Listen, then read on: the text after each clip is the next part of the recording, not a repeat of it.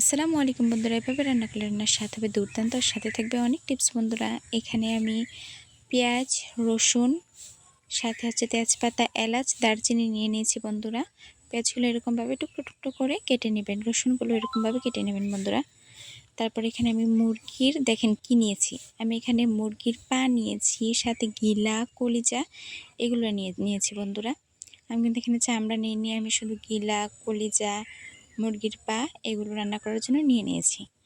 তারপর আমি এখানে একটা কড়াই বসিয়ে নিয়েছি। কড়াইটা ভালোভাবে গরম করে নেব। তারপর আমি এখানে তেল দিয়ে দেব। তেলটা ভালোভাবে গরম করে নেব। বন্ধুরা, তারপর গরম তেলের মধ্যে কেটে রাখা পেঁয়াজ রসুনগুলো ছেড়ে দেব। ছেড়ে দিয়ে ভালোভাবে নাড়াচাড়া করে ভেজে নেব। বন্ধুরা, একদম কীরকম, একদম নরম করে ভেজে নেব। আস্তে আস্তে সময় নিয়ে চুলার আঁচটা মিডিয়ামে রেখে ভেজে নেব। তারপর যখন হালকা ভাজা ভাজা হয়ে যাবে, ঠিক তখনই কেটে রাখা আলুগুলো দিয়ে দেব আমি। বন্ধুরা, তারপর আলুটা দিয়ে আমি পেঁয়াজের সাথে ভেজে নেব। তারপর কতক্ষণ ভাজলেই হবে। তারপর আমি এখানে পানি দিয়ে দেব। পানি দেওয়ার পর এখানে আমি মশলা দেব। বন্ধুরা, শুধুমাত্র আপনারা আমার কথাটুকু শুনেন যে আমি কতটুকু কি দিচ্ছি।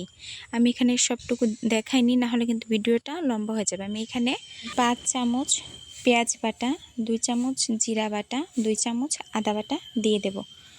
দিয়ে ভালোভাবে নাড়াচাড়া করে নেব।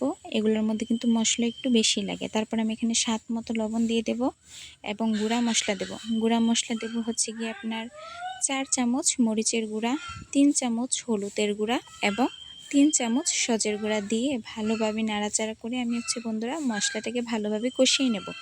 আমি যতটুকু বলেছি ঠিক এতটুকু হাড়গুড়ের জন্য আপনি এতটুকুই মশলা নেবেন। বন্ধুরা, এটার মধ্যে একটু মশলাটা বেশিই লাগে। দিয়ে তারপর হচ্ছে গিয়ে মশলাটা ভালোভাবে কষিয়ে নেব। তখন কষাবেন যখন দেখবেন মশলার উপর থেকে তেল উঠে এসেছে আপনার। তারপর হচ্ছে গিয়ে এখানে হাড়, চামড়া, কলিজা এগুলো কি দিয়ে দিবেন। দিয়ে ভালোভাবে নাড়াচাড়া করে এটাকেও আপনার ভালোভাবে কষিয়ে নেবেন।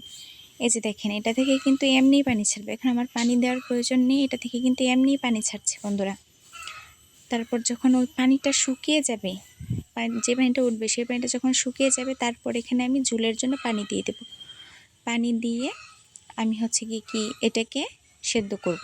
সেদ্ধ করার জন্য আমি পানি দিয়ে সেদ্ধ করে নেব। ঢাকনা দিয়ে ঢেকে আমি সেদ্ধ করে নেব। যখন হালকা লসা লসা হয়ে যাবে তখনই উঠিয়ে নেবেন। বন্ধুরা, ভালো থাকবেন, সুস্থ থাকবেন। এরকম আরও ভিডিও পেতে আমার চ্যানেলটাকে লাইক করবেন, কমেন্ট করবেন এবং সাবস্ক্রাইব করে রাখবেন। বন্ধুরা।